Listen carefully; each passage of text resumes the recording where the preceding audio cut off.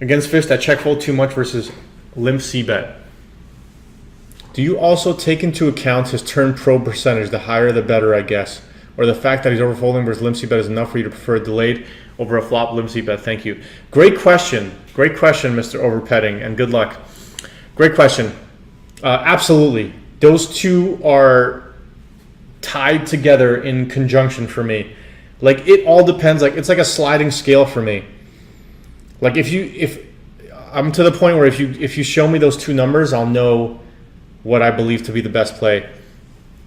If the fold versus limp c-bet is like 65% plus, I'm probably just checking back every single time. If it's like something like he's limp c-betting like 52%, I mean he's folding to limp c-bets like 52% and he's probing like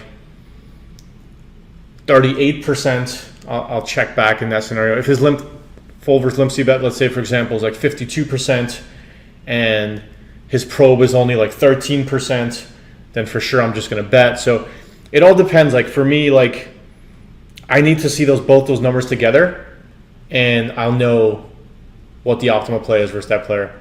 So yes, absolutely, that is taken into account. I think it would be a big mistake to not take it into account. But I was telling him 2 tables for sure. Unless you're beating hundreds at a very high win rate or you're beating 500s, then you can start to stack the tables. Like if you're playing at hundreds and you want to stay at hundreds, or if you're playing at 500s, let's use 500s. If you're playing at 500s and you want to stay at 500s, then you want to, like, let's say your chip EV is like 45, which is really, really good for 500s, and you're playing 2 tables, then yeah, sure, add a third, 4th table.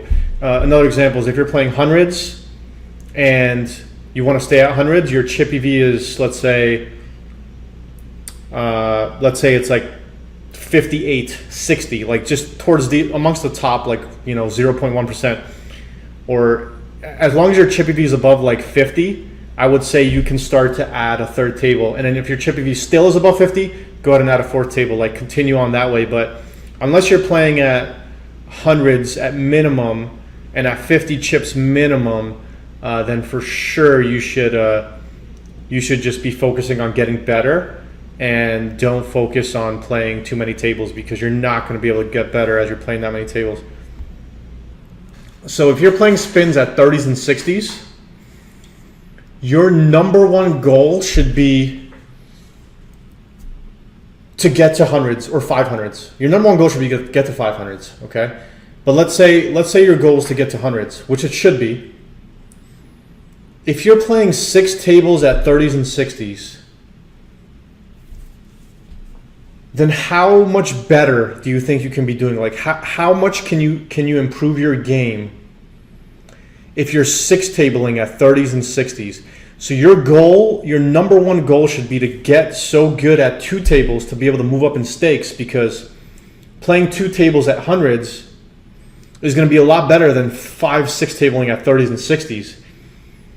So by 5 or 6 tabling at 30s and 60s, you're basically implying that, or under the assumption that this is like, you're just trying to maximize your hourly and you're going to be staying at these stakes for a very long time, which is something you don't want to do. Your plan should be to move up.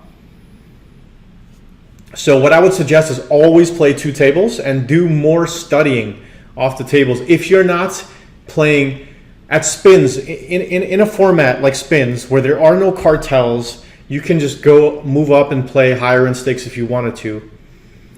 And if you're not playing at the highest stakes in spins, either it be hundreds or 500s, then it means you have a lot of work to do on your game. So you should have a very unbalanced grind to study ratio. You should study a lot more than you're grinding right now, because your number one goal needs to be to get good enough to play hundreds, not to maximize your hourly at 30s and 60s.